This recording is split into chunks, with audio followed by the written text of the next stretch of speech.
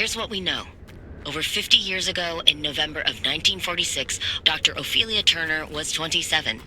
She had recently returned home to the Olympic Peninsula to lick her wounds after a failed stint in academia. In a fit of obsession or redemption, or, quite frankly, both, she cobbled together a laboratory in her basement and produced the first limb wave on nothing but a killer hunch and plain ingenuity. Or so the story goes. It's never clearly stated anywhere what limb waves and limb technology really were. It's all vague claims and wild theories, dreams that border more on the mystical than the scientific. What we do know is that limb stood for unlimited frequency. Radio waves, once souped up and modulated just right, supposedly enabled the control of matter in a way that modern science both back then and now could only dream of. After Dr. Turner's discovery, she and a few friends, scientists and PhDs all, toyed with limb in their garage labs for about 4 years. The local police and fire departments start making regular house calls, spurred on by increasingly disgruntled neighbors calling in about incidents that seem to grow larger and more disturbing as the years go on. After one too many reports, the federal government takes notice and thus begins their severe interest in limb technology. The next part happens quickly. In 1955, the United States government seizes not only the physical area where Dr. Turner and her scientists live, but the entire concept of limb technology. The area is at first evacuated under the pretense of safety, but quickly commandeered by the government. They establish a brand new department called ARDA, Advanced Resonance Development Authority, which was to be headed by Dr. Turner herself. Over the next 15 years, the government expands the zone's borders. They clear out civilians as they go and erect massive 500-meter walls to keep out an increasingly curious public. The zone started in the northernmost tip of the peninsula, then expanded outward twice. Once in 1961, again in 1967, to the outer perimeter we see now.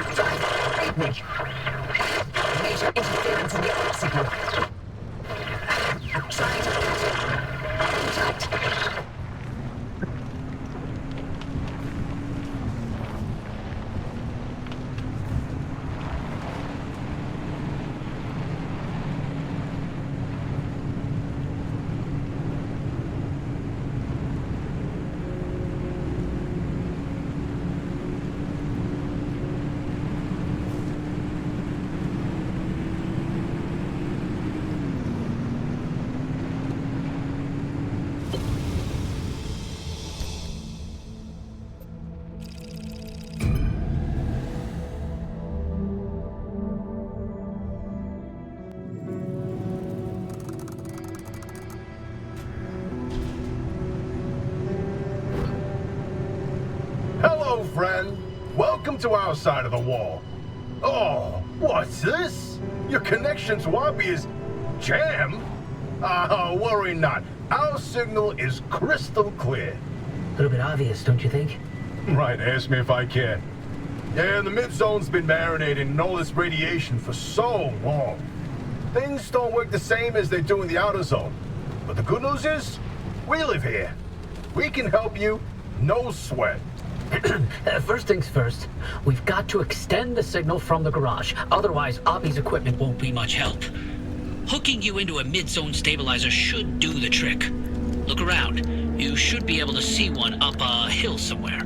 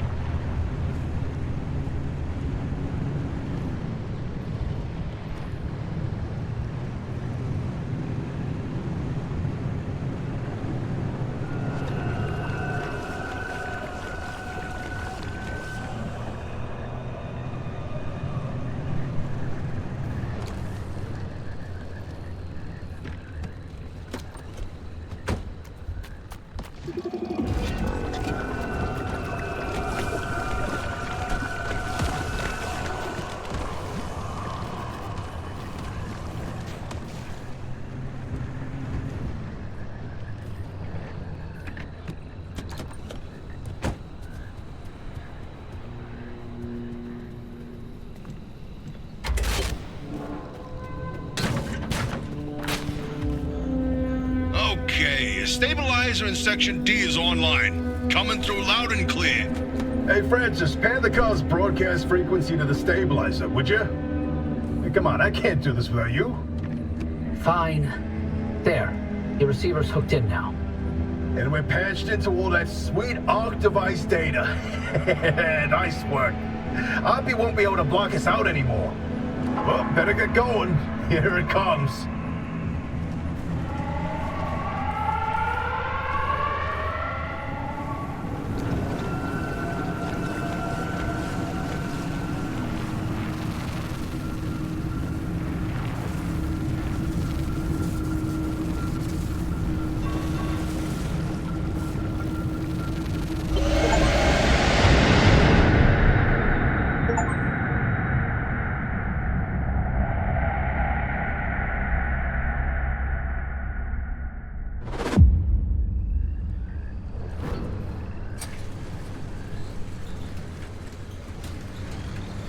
Wow!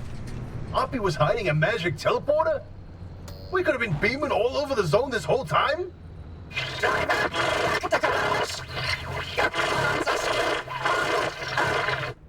don't worry. I'll restore her connection once you do us a little favor. We suspect Oppie's hiding a copy of ARDA's database in that auto shop of hers. Find it, and we can get back to this remnant business. Boy, oh boy, look at all these gizmos in here. Oppie wasn't operating no normal auto shop. A fabrication station. Oh, All right, I've identified the electrical circuit for the garage's security system. and there's an ARDA security lock in that circuit. So once I do this... bingo! That security lock's powered on now. We try that overload code from the observation towers. 4735.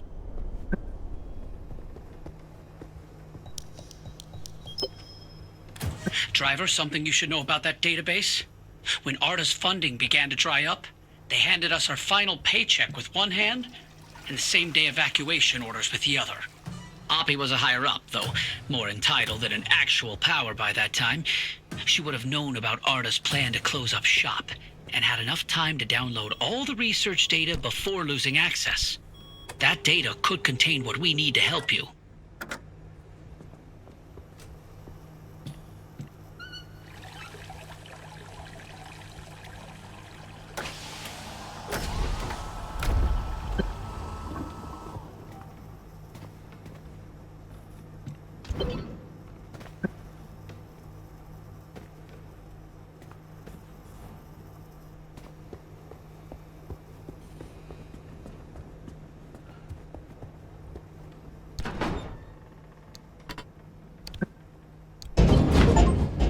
Oh, you did it!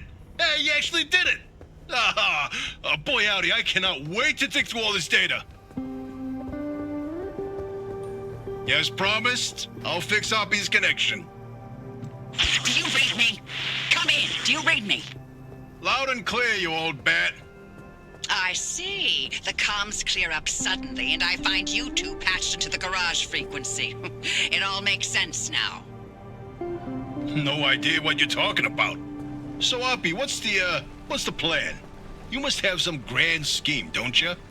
Let me get this straight. You hijacked my mission, tapped into my frequency, and now you want to be all buddy-buddy. Not on your life. You think you're hot stuff. Why don't you take the lead then? Get the driver through all by your damn selves. Did she just hang up on us? Well, guess it's our time to shine. So, Francis, you got any ideas? Well, we know the driver needs to get to the deep zone, but it's too dangerous to head there directly. We have to zero in on exactly where to go. The signal amplification trick won't work here. The ambient instability is too strong in the mid-zone. Huh, how indeed. There was one other time where the mass hallucination and the remnants intersected. Drive, I've tagged a route for you. Whenever you're ready, give it a spin.